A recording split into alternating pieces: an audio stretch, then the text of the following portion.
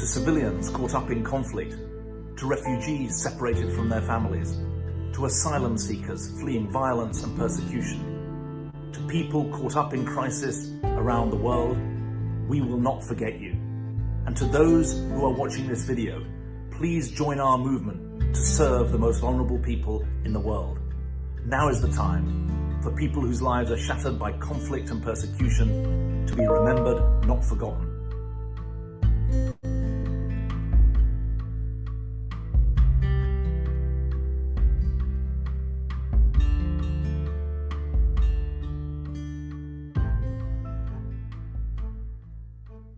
Across the US and around the world, we know that women bear a disproportionate share of the caring burden. It's also true that 70% of health workers around the world are women, and that when emergencies strike, when crisis comes, there are extra challenges for women and girls, extra needs, extra inequalities, and tragically, extra violence too. It's because of these inequalities and challenges that the International Rescue Committee prioritizes the needs of women and girls. We say across all of our programs that we want to improve outcomes for all, but especially for women and girls. That means extra programs to keep girls in education, to mitigate against early marriage, to try to ensure that violence in the home is reduced, stopped, treated where it happens. In Colombia, in Yemen, but also in California, in Boise, in New York. We're a global organization determined to make sure that every day is a day when the needs of women and girls are properly recognized.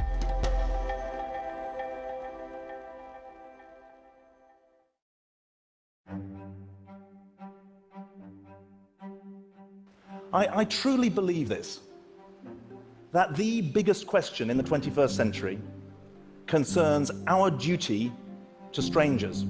The future you is about your duties to strangers. You know better than anyone, the world is more connected than ever before. Yet the great danger is that we're consumed by our divisions. And there is no better test of that than how we treat refugees. Here are the facts. 65 million people displaced from their homes by violence and persecution last year. If it was a country, that would be the 21st largest country in the world. That's why I say that this refugee crisis is a trend and not a blip. And it's complex. And when you have big, large, long-term, complex problems, people think nothing can be done. And what I want to tell you today is that though the problems are real, the solutions are real too. It's a test of our character, not just our policies. Turn that empathy and altruism into action, and we live out a basic moral credo. If you're an employer, hire refugees. If you're persuaded by the arguments, take on the myths when family or friends or workmates repeat them. If you've got money, give it to charities that make a difference for refugees around the world. If you're a citizen, vote for politicians who will put into practice the solutions that I've talked about. The duty to strangers shows itself in small ways and big, prosaic and heroic.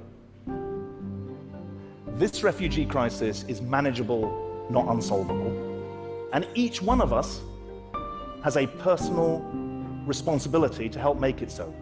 Because this is about the rescue of us and our values, as well as the rescue of refugees and their lives. Thank you very much indeed.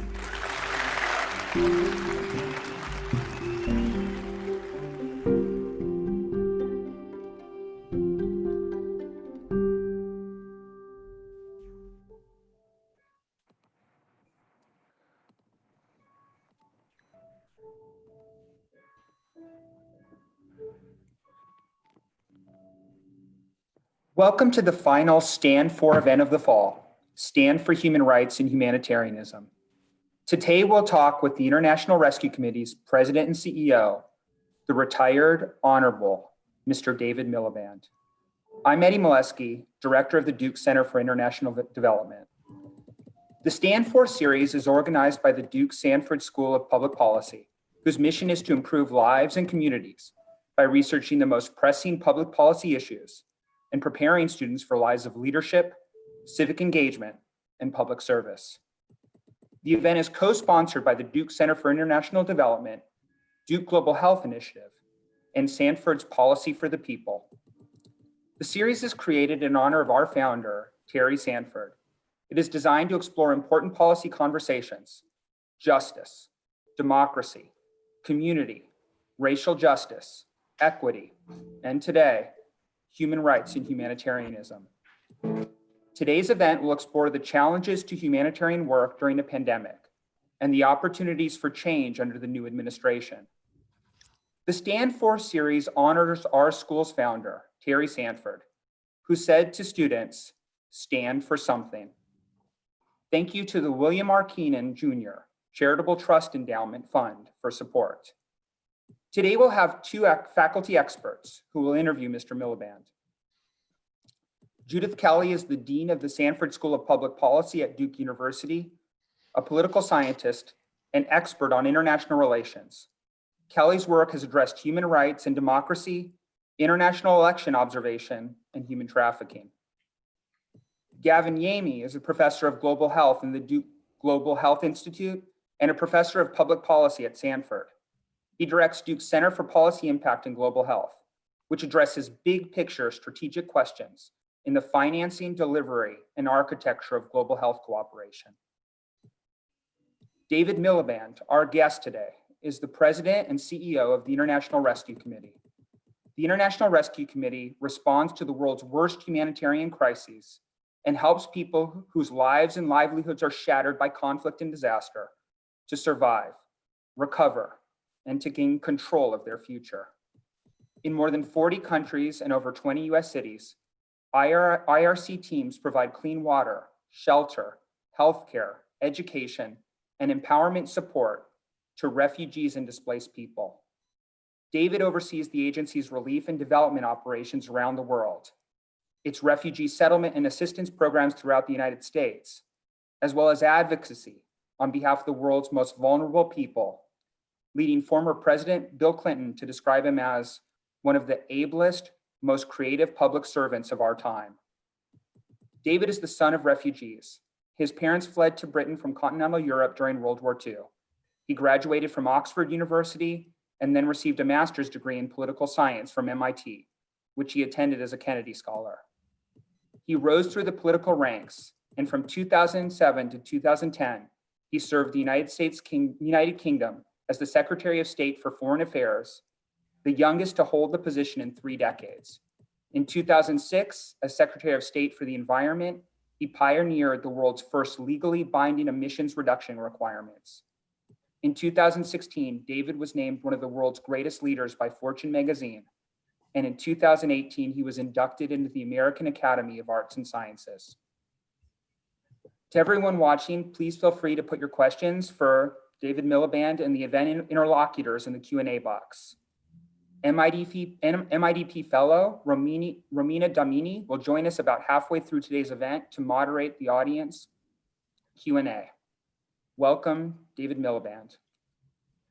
Judith, take it away. Thank you so much, Eddie, and to everybody. Eddie is the director of our Center for International Development. I appreciate the introduction, Eddie. And welcome to you, David. Such a pleasure to have you with us today. And a shout out to George Biddle, our shared friend who has helped facilitate our connection to you. Yeah. So let's dive right in, David, just to paint a picture for sort of the lay person about the situation for refugees around the world as you see it today. You know, if we look at the last decade, have we made progress or are we regressing? Are countries becoming more welcoming or less welcoming? Well, first of all, let me say it's a real pleasure to be with the Duke community, really, albeit in a rather distanced form. And so I don't get to enjoy the joys of the campus or of the more intimate engagement that one can have in a classroom or in a lecture hall. But nice to be able to do this and hopefully stimulate some conversation and some activism in the spirit of the Sanford's founder. I mean, it's quite an easy question to start with. We've gone backwards on 3 different indicators, I think. First of all, there are more refugees and displaced people than there were 10 years ago, to take that as an example. I think it's important to look at internal displacement as well as refugees at the same time, because it's the same category of person in the sense that these are people who are forced from their homes by conflict, persecution, or disaster. Internal displacement obviously goes on within the confines of a nation state. Refugees are people who cross boundaries. And last year there were more or less 35 million refugees and asylum seekers. Asylum seekers are people who are seeking to claim refugee status but haven't yet got it. And 45 million internally displaced, Syria being a prime example. But long-term refugees from Afghanistan, 2.5 million of them in Pakistan, newer refugees from Myanmar in countries like Bangladesh, about 1,900,000 probably, have come from Myanmar 2 years ago. So on the indicator of the scale of the problem, there's more than there were 10 years ago. And for the first time in human history, at least recorded human history, more than 1% of the world's population are forcibly displaced from their homes. Homeless is probably the right way of putting it. The second area of regression is that the gap between the needs of those people and the provision or support for them has grown. It's not just that we've got a crisis of scale, we've also got a crisis of need. And that's not just because of COVID, by the way. The duration of displacement, the intensity of conflict, with more civilians killed on the battlefield than 10 years ago, the virulence, in other words, of the conflict, mean that the needs of people have grown, the cumulative needs have grown. We're talking about multi-generational refugee status, which inevitably increases the needs, and it's stretched the humanitarian system beyond its capacity, so that there is a growing gap between need and provision.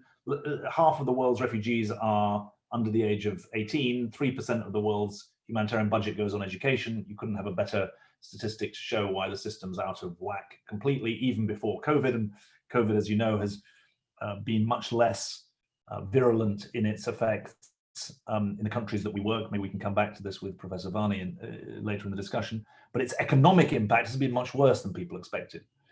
The collateral damage of COVID has forced, according to the UN, 70 to 100 million people into famine, actually. Or, I beg your pardon, into extreme poverty, living on less than $1.90 a day. And then the third way in which things have got worse is that there's obviously the new demonization of refugees that's been a feature of politics in some countries, notably this one, where the administration has used the argument that because refugees are likely to be terrorists, they shouldn't be allowed into the country. And that's why the refugee resettlement scheme has been scaled back from world leading to just 15,000, probably only 12,000 actually allowed in this year, and created the abuse of international law at the southern border in the denial of rights to claim asylum for asylum seekers who've come across the border. So I don't want to just paint a dirge like a funereal picture, because I think it's important that we don't fall for the argument that, quote unquote, everyone hates refugees. People sometimes say to me, well, what's it like to lead a humanitarian organization when no one cares? And that's not true. There are lots of people who care, and for every person who wants to demonize refugees, there's someone else who wants to recognize their needs. But I do think on those three metrics, we've gone backwards. Thanks, David. That's really helpful sort of for setting the stage. And we'll return to some of the, what you call demonization, or talk about the politicization of the problem more a little bit later on.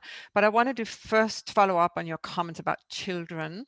I know you spoke recently, I think you spoke recently with Hillary Clinton about women and children.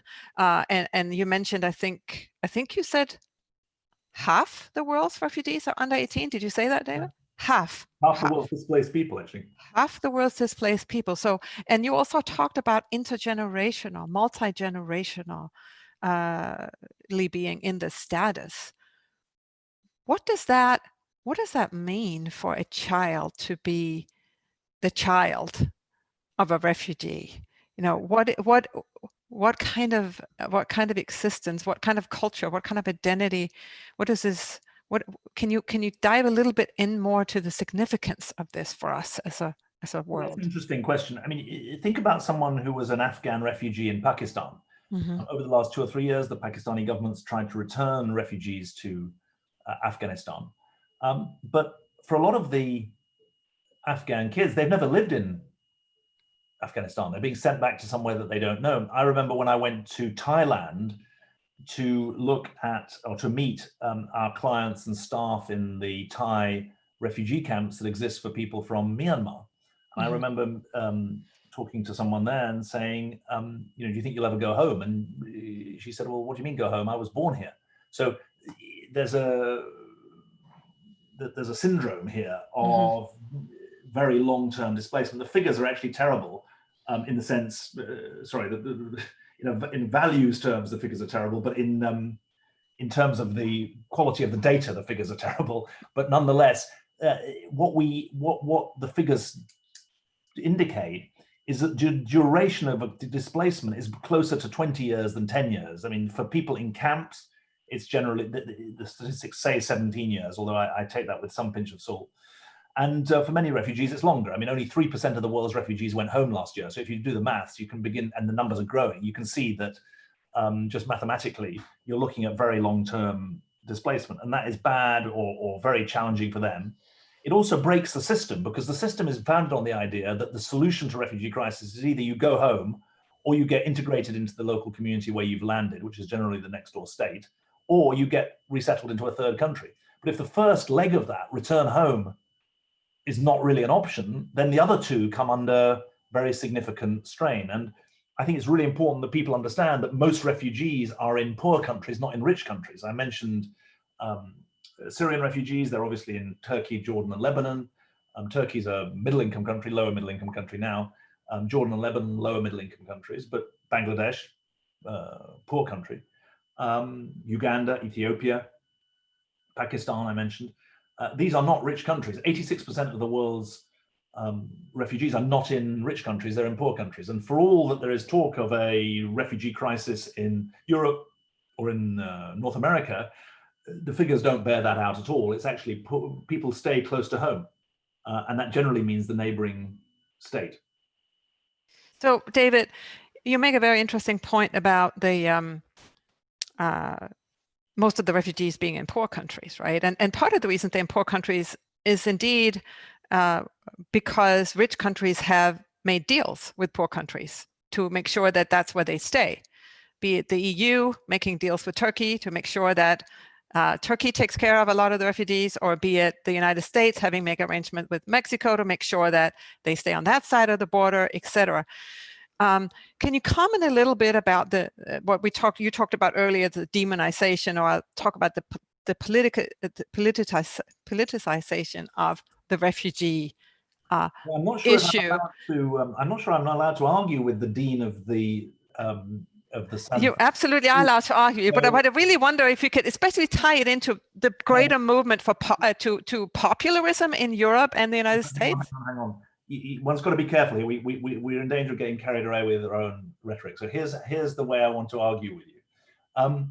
It's not really the case that most refugees are in poor countries, not in rich countries, because rich countries have said no. You can cite the EU deal with Turkey, sure, or you can cite the American engagement with Mexico. But if you think about first of all, the situation of the refugees themselves, the best explanation for why most refugees are in poor countries, not rich countries, and are actually in the countries next door to where they fled from, is that they want to go home. A. B, they've probably got relatives and friends still at home. C, they haven't got the money to go any further. Mm-hmm. So I think you've got to be, and if you can take some counter cases, you know, you could say, well, okay, you're right about Turkey, but Uganda's got 1.5 million South Sudanese, and they haven't all come to Europe or America. Not because Europe or America said they can't come or done a deal with Turkey or with Mexico. It's just because there are other reasons. So I'm mm-hmm. not trying to be pedantic, but I just think we've got to put this quote unquote demonization question in context. And the sure.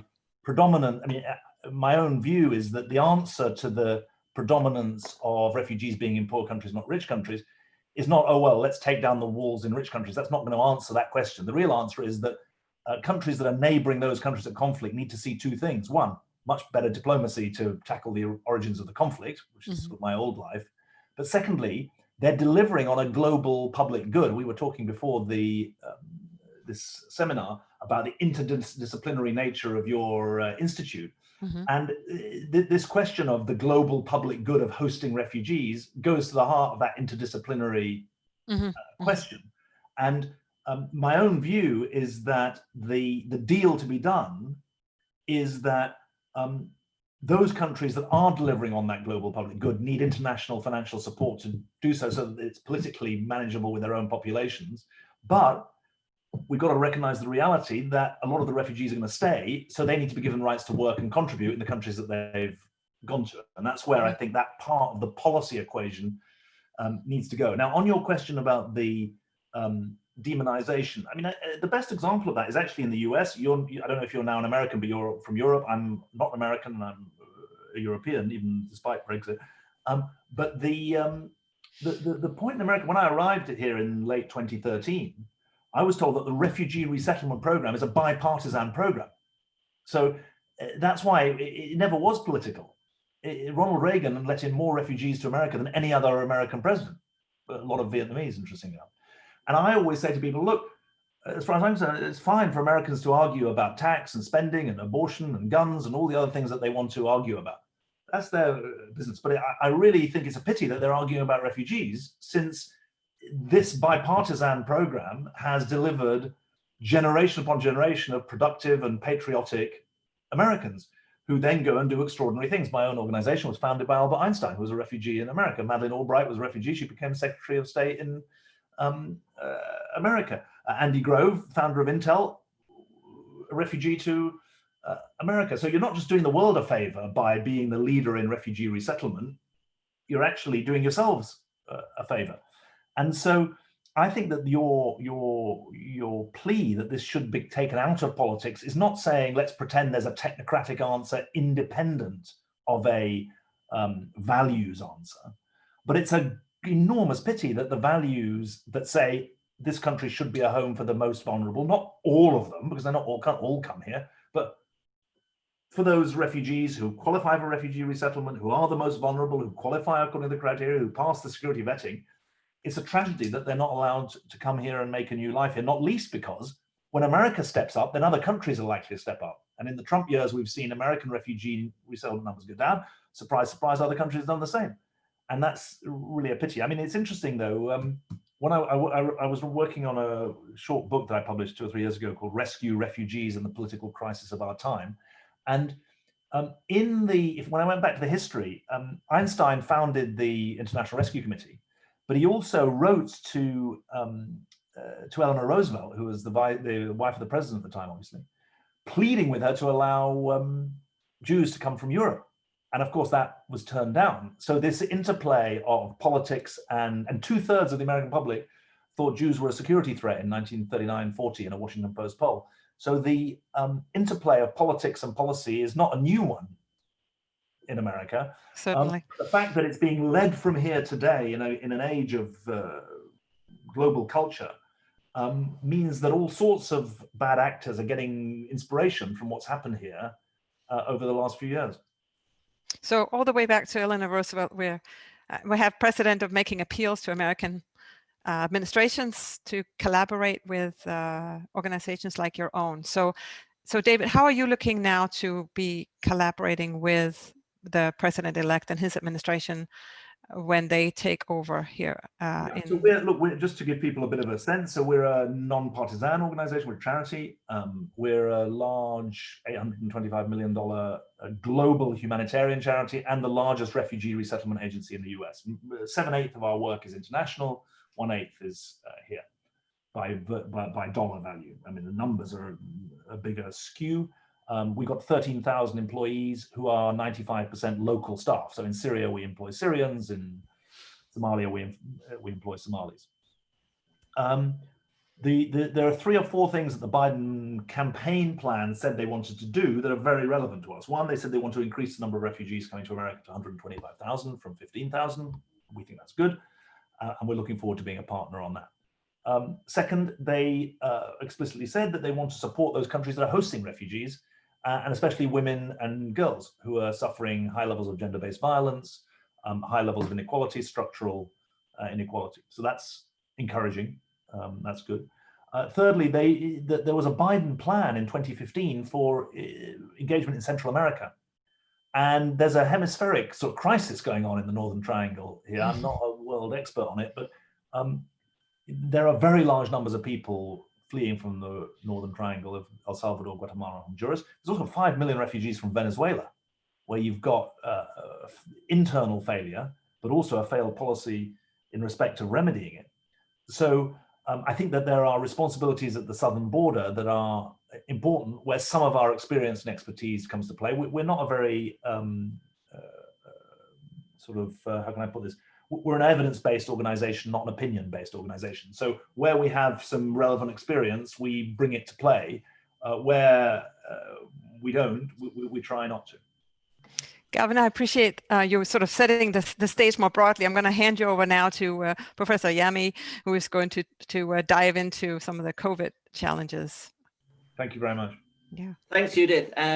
David, just on your comment on Jewish refugees, before we kick off, I just wanted to say, other than also being a Brit here in America, we share another thing in common, which is that we are both from refugee Jewish immigrant stock. My grandparents were, they escaped from pogroms in Lithuania and Russia, escaped to South Africa. Many of their siblings didn't make it, were murdered or ended up murdered in concentration camps. I was born in South Africa, and then we immigrated to Britain. And I have really appreciated you being quite vocal about your own Jewish immigrant heritage, which I think is important at this time of rising anti-Semitism here in the US and around the world. And I know that my family are watching from London, so hello, Mum. You should say that, though. I wonder, I mean, the role of, I mean, this is an extraordinary story that there was an amazing, I mean, very controversial man who became the housing minister in the Mandela government, Joe Slovo, who was the commander of the military wing of the ANC. I have no idea if that had any link, whether your family knew him in South Africa, but he was a Lithuanian Jew as well, and had that link from Lithuania to South Africa is an interesting part of it. It's a strong. I think at some point there were about 200,000 Jews in South Africa with a very similar story, and who also, perhaps not surprisingly, became quite activist themselves. Yeah. So as Judith said, I wanted to focus a little bit on COVID-19 and then broadly on humanitarianism and global development. Just very broadly, how would you say humanitarian needs have changed with the pandemic? I think 3 things are relevant to that. One, the disease has been much less bad than we expected. We were expecting to be absolutely overrun in our health centers, but for reasons of demography, the youthful population, for reasons of outdoor, no air conditioning, no central heating, people living outdoors, maybe some weaker comorbidities. It's been remarkably, I don't want to say unscathed, but relatively speaking, it's not been, it looks like you've frozen. I wonder if you can still hear me. I'm slightly concerned now. David, I can certainly hear you, so please okay, proceed. Great. Let me carry on, because Gavin, you may have to step in because he froze. Gavin he just does that in real life too. It's okay. Don't worry about it. The first thing is that the direct impact on people's health of COVID has been less than we expected in the places that we work. The non-COVID health impact, so interruption of immunizations, fears of people going to health centers to get treated for malaria, that's been bad. And the economic collateral damage has been terrible. That's been the worst thing. So it's a slightly different picture than I would have said 6 or 8 months ago. We were talking earlier about global public goods. I think one global public good on the horizon is the COVID-19 vaccines. We are quite optimistic, I would say, now in the global public health community, not just because of the incoming Biden administration and its excellent COVID task force, but also there are now 2 vaccines, the Pfizer one, the Moderna one. There are caveats. We don't know how long immunity will last. We don't know if it's going to be effective in every group. One big caveat, of course, is about refrigeration. They need cold refrigeration. I have had experience in IRC of, vaccinating people in refugee camps and in a complex humanitarian emergency settings. What are the lessons, do you think, for COVID-19 vaccination? Well, look, first of all, it's good news that there are vaccines, and there's been an absolute flood of money going into finding vaccines. There's some discussion, not enough, about buying vaccines for poor countries, which is obviously essential. But there's next to no discussion of delivery chain, which is what you're asking about. And what we know is that it's tough. I mean, it's tough when the distances are large. It's tough when the health infrastructure is weak or non-existent. It's tough when the energy supplies are intermittent. And it's bloody nightmare when you've got armed opposition groups and fighting going on. And so I think the only way to answer your question is by going through that, if you like, rack of difficulties. I mean, you mentioned refugee camps. That's actually the easy part of it, because you've basically got to do a transportation, and then you're in situ, people line up and they get it done. It's the hard to reach communities that are outside camps, and those hard to reach communities can be in cities, but they're under the radar and they don't want to register for all sorts of reasons. That's a big problem. 60% of refugees are in cities, not in refugee camps. Really important to remember. And then you've got, and that presents its own issues, because that's more of a public information, public trust issue than a refrigeration issue. And then you've got a set of issues to do with conflict zones that are about safety, negotiations, and that's a different skill set. And so I think that all will have to be addressed if there is to be genuinely comprehensive coverage. Thanks, David. And as you said, in fact, over 80% of the 2 new vaccines have already been bought up, those doses, by rich countries. So does the Moderna need minus 70 degrees as well? No, it doesn't. It can regular refrigeration. So that is really great news. Yeah. But as you say, I think on the delivery side and ensuring that we can buy enough vaccine for poor countries, I'm concerned.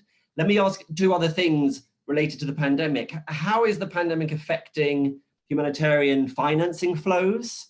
And have you seen any changes in the horrific attacks on humanitarians? Has the pandemic affected either of those dimensions of humanitarian action?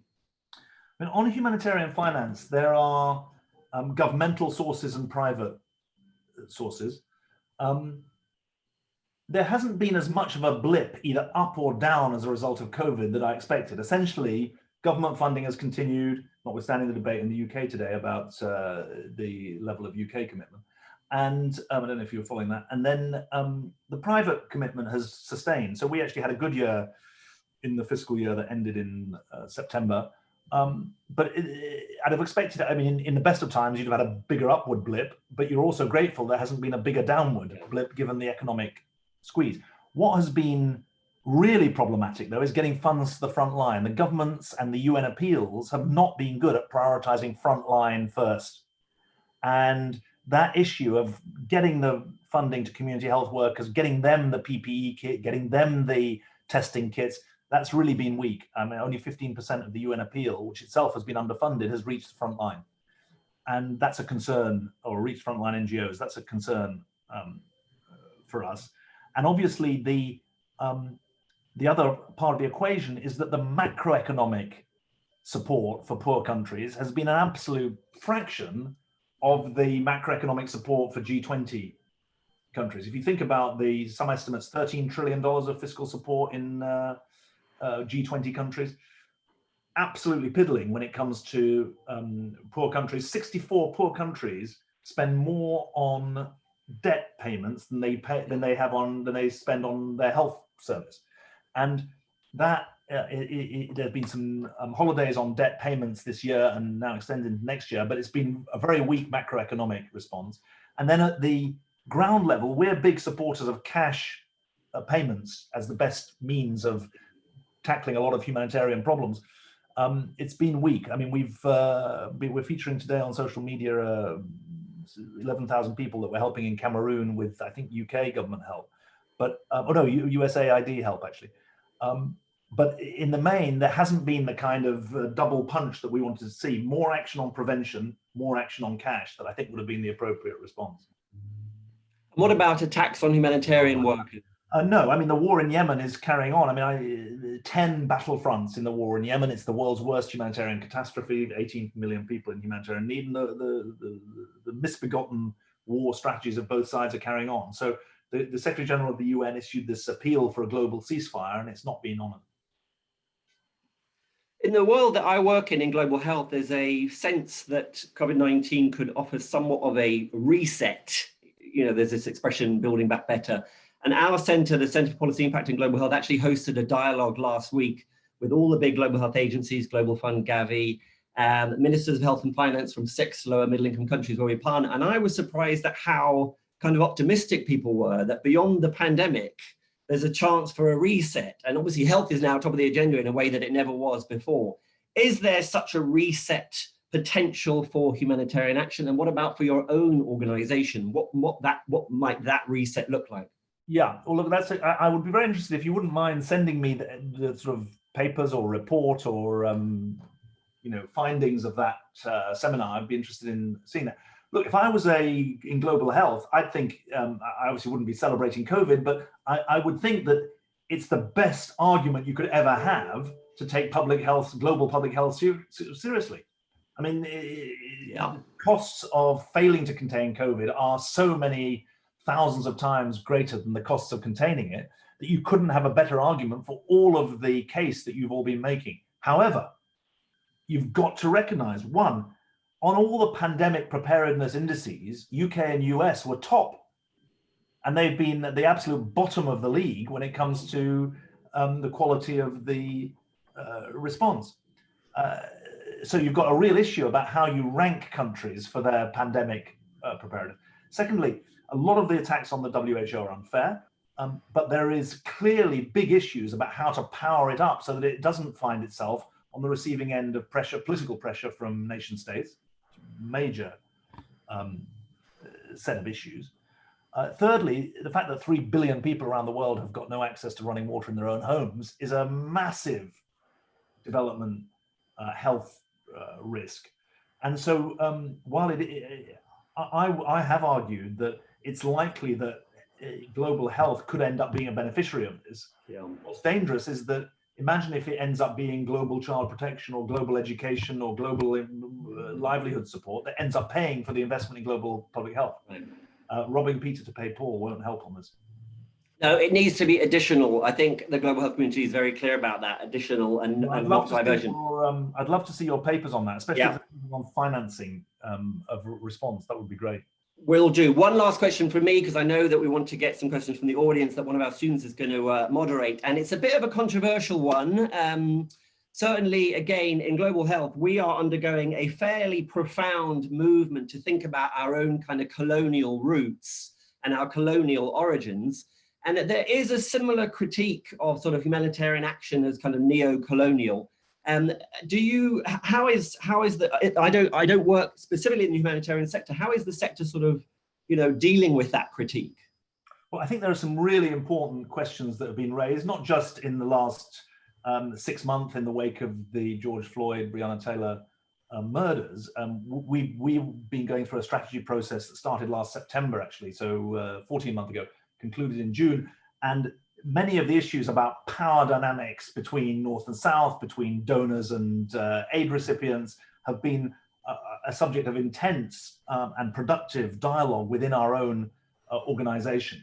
And so I think the first thing to say is that there's a room for a really healthy debate about this. Secondly, my own perspective is that accountability to clients is incredibly weak relative to accountability to donors, and that does need serious change. However, it's also the case that we want the donors to do more donations. So we've got to do that in a way that empowers the clients, but nonetheless continues to recognize and incentivize significant flows of aid. I think that the third point that is really important is that we've got to try and make sure that language doesn't become an obstacle to effective policymaking. And in the phrasing of humanitarian versus development, the language often gets in the way. Yeah. I mean, most of the countries that we work in, you've got humanitarian system and development system, and it's not that they don't talk to each other, but that they don't have shared output indicators, they don't have shared outcome indicators, they don't have shared financial flows, they don't have shared incentives. Now, that's the words of humanitarian and development and the structures that are built around it. I talk about the relative power of the North and the South. I also talk about the relative power of clients and the organizations that serve them, which is the way we get into some of these issues of that you've labeled or others have labeled colonialism. And when I think about the origins of our own organization, the people who work for us, they do so in service, not in domination. And I think it's really important that I try to convey that.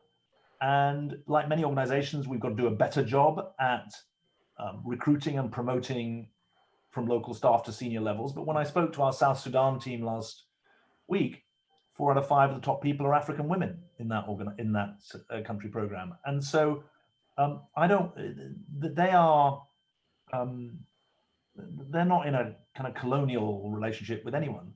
And so I think it's really important to take seriously the substantive heart of the issues that are being raised, and do them justice and make the changes where appropriate, without ending up in a kind of abstruse debate that doesn't help. Thanks, David. I appreciate your candor on that. It's a difficult question that we're all dealing with. We're dealing with it across Duke, certainly in my institute, in our teams, everywhere, in education and service.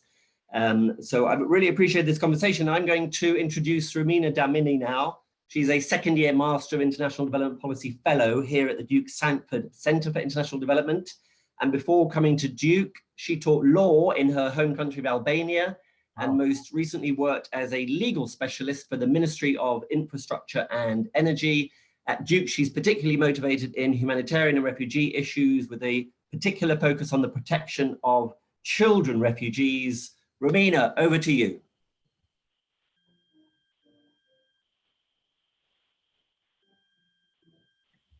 Thank you very much, Professor. Mr. Miliband, thank you so much for your insight. I have a question for you. We know that there are a lot of projects being implemented in developing countries like Ethiopia currently, especially. And we see that there is a rising conflict over the water, because countries try to control the water, as we see this problem not only in Ethiopia, but also in Turkey. And we know that water scarcity is a big problem, is a source of the conflict. And this makes me think that a lot of people will have to leave their countries, will have to be displaced because of this conflict. How do you think that this will affect the displacement and the refugees, and how can IRC help these people? How can we protect these people? Thank you. Good, thanks. So look, if you ask yourself a follow-up question to the one that the Dean, Judith, asked earlier, which is, have things got worse or better? The next question is, well, why have they got worse? And the answer to that, in my mind, is 4 things. 1, a weak and divided international political system, so crisis of diplomacy. 2, increasing numbers of fragile states that don't have the political institutions to balance and compromise and ensure political compromise. 3, roiling trouble and division within the Islamic world, because 45% of our work is now in Muslim majority countries. And 4th, the secondary effects of resource stress exacerbated by the climate crisis, which is your question, if I understand it rightly. At the moment, I caution people, don't start talking about climate refugees, because most people who are forced from their land by climate actually end up being internally displaced. But if you think about the roots of conflict, resource stress is a conflict multiplier, and that's the secondary driver of refugee flows. Now, what can you do about it? Well, we should all be part of the drive to sustain human existence in by living within the natural limits of a planet.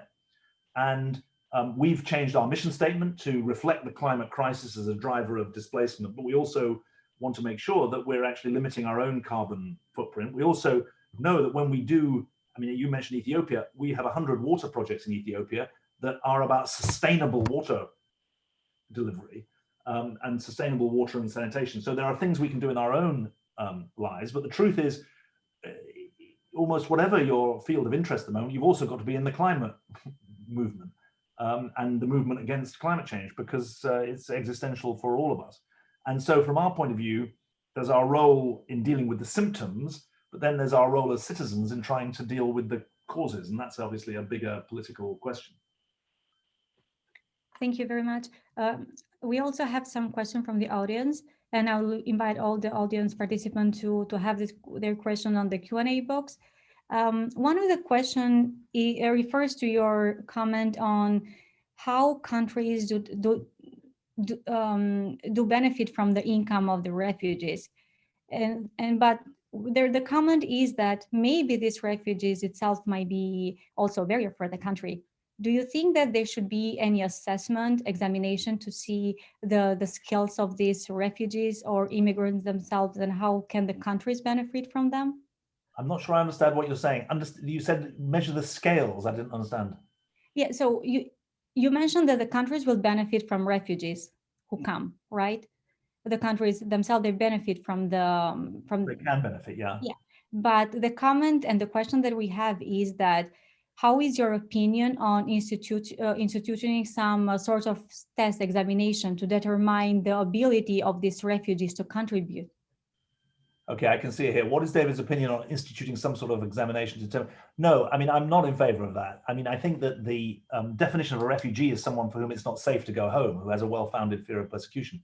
And so the whole point of the legal status of refugees is not to make it skill-based, it's to make it needs-based. And so I think it would be a retrograde step to say that you should have an economic test for what is essentially a political problem.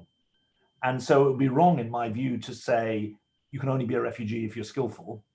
Equally, I always say to people, don't defend the rights of refugees by saying that there are economic needs. People often say, well, the asylum seekers, the refugees who ended up in Germany, they're making an economic contribution. That's true, but don't make that the fundamentals of your argument. Even if they weren't, you still have a responsibility to treat them in a way that was consistent with their status.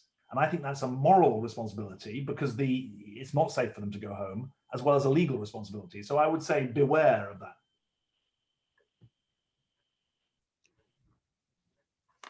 Thank you.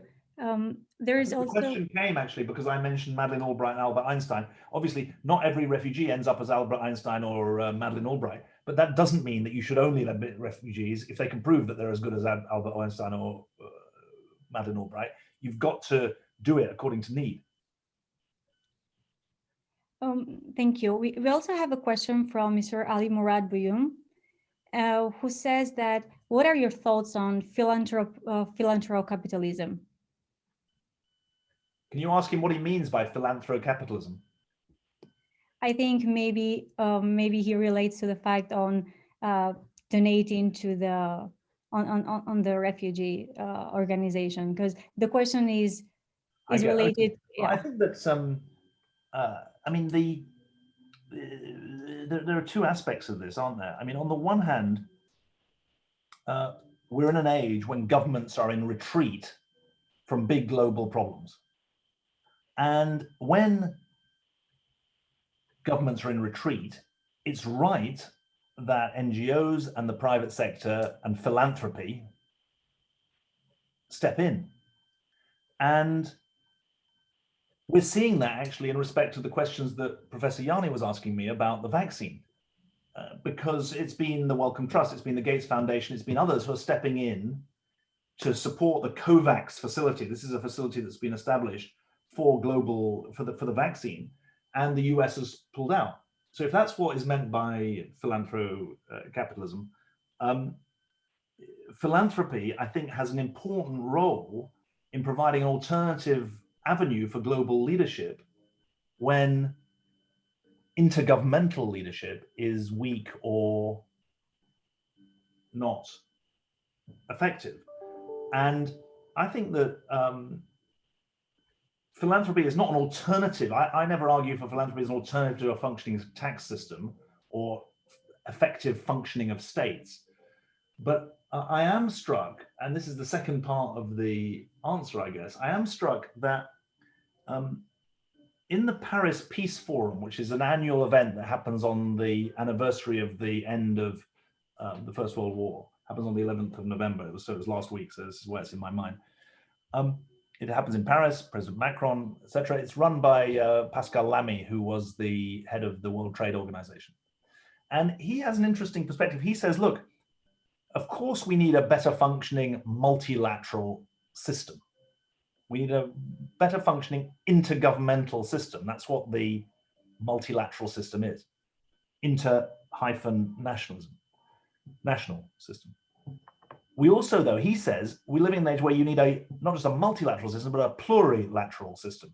In other words, you need to engage not just at an intergovernmental level, you have to engage at a level that engages citizens, that engages the business community, that engages the NGO sector. So that's what you would call a multi-stakeholder approach. And so I think that's what, that seems to me not an illegitimate recognition of the power of philanthropy, but a well-governed, or can be a well-governed recognition that civil society and the private sector need to be engaged in solution making. Thank you. I'll jump to another question regarding the foreign policy. How do you see that can be improved in the foreign policy in order to prevent the refugee inflows? So people will not have to be displaced, but how can we use the foreign policy to help them from being displaced? Yeah, I mean, obviously we're a humanitarian aid agency, so we deal with the symptoms, and we have to be cognizant of our frustratingly limited impact on the causes of displacement. I mean, I think I used the phrase about diplomacy earlier rather than foreign policy, but it's the same thing for these purposes. So I understand why you're asking that. And if you think about the Syria crisis, it's a crisis of international law because of the way the parties to the conflict are conducting their activities, but it's also a crisis of diplomacy. And so you're absolutely right to say that the fact that we've got record numbers of displaced people, you can say, well, that's just human nature, or you can say, hang on, something peculiar has gone on in the breakdown of diplomatic norms that were established and then sometimes honored, sometimes not honored in the post-war period. And I think we are living in a time of a relatively ungoverned world, and that partly explains some of the conflict dynamics that you see. You mentioned Ethiopia, it's a concerning situation there at the moment, but Syria, Afghanistan, Somalia, South Sudan, Yemen, these are Myanmar, these are prime examples of internal conflict. And the tools of diplomacy, I don't know if the school, if your center, I think your center doesn't really, I'm not sure your center does, to what extent it extends into a school of diplomacy, but the tools of diplomacy were developed for interstate relations, not for intrastate relations. And a civil war is the breakdown of intrastate relations. And so the question of how tools are developed for diplomacy that respects sovereignty but isn't cowed by it, I think is a really very, very high priority question. Thank you. I have a last question for you regarding the data collection on migrants and refugees. Especially for what I see from the research and in any case, I see there is a lack of data collection, especially when it comes to the issues like children exploitation, especially. And I understand that this is very difficult to collect data, especially on the conflict areas. But do you think that this addresses the real situation, and what can be done to collect this data to know the real situation on the refugees? Well, I was talking to our chief scientist earlier, because we're now the largest impact evaluation agency in the humanitarian sector. And she reminded me that 15 years ago, when she started working for the IRC, the idea of doing impact evaluations in emergency settings was controversial, and it was seen as ethically suspect. I mean, our attitude is, well, if you're dealing with matters of life and death, it's even more important to know whether or not what you're doing is effective. And so we've shown how you can, it's no excuse to say you can't count in war zones, actually. It's no excuse to say you can't assess the impact. It's more difficult, it's more dangerous, but it's not true that you can't do it. Now, what you mentioned refugees, there's no excuse for not counting refugees because almost by definition, they're fleeing to countries that are not caught up in conflict. And the reason it might be difficult to count them is if they don't dare reveal themselves to the authorities. And so that's a fixable problem, albeit a political one. So I'm very disappointed that in the voluntary national returns that have been sent to the UN on the Sustainable Development Goals, which I'm sure you do study in the center. I don't want to get this wrong, but all but 5, I think, of the 60 odd voluntary national returns that came into the UN this year failed to count the refugees in their national returns. Now, that is not because it's hard to count them, it's because they didn't want to count them. And because obviously the fear is that they depress the figures. And so I think that I don't want to seem cavalier at all about the challenges, but I feel that they are overwhelmed by political decisions not to count them rather than practical limits on the ability to do so. Thank you very much. I really appreciate it. Thank you also to the participant for the question. Thank you so much. Professor Maleski, take it away. Thank you.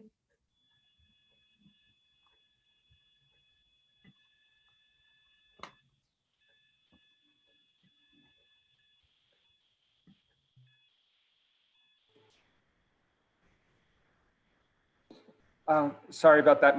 I had to battle with my mute for a second there. This was really a stimulating conversation. Thank you so much, Romina, for managing the Q&A. Thank you, Dean Kelley and Professor Yamey, for the excellent questions and just really fantastic sort of thinking about what the future we're going to look like post-COVID when it comes to humanitarian relief and refugees. And thank you, David Miliband, for I was amazed at each question, how the detail and precision you brought to your answers, and also the clear passion that's there for what you're doing. So thank you so much for spending the evening with us. It was really fantastic. We all learned a lot. Thanks very much.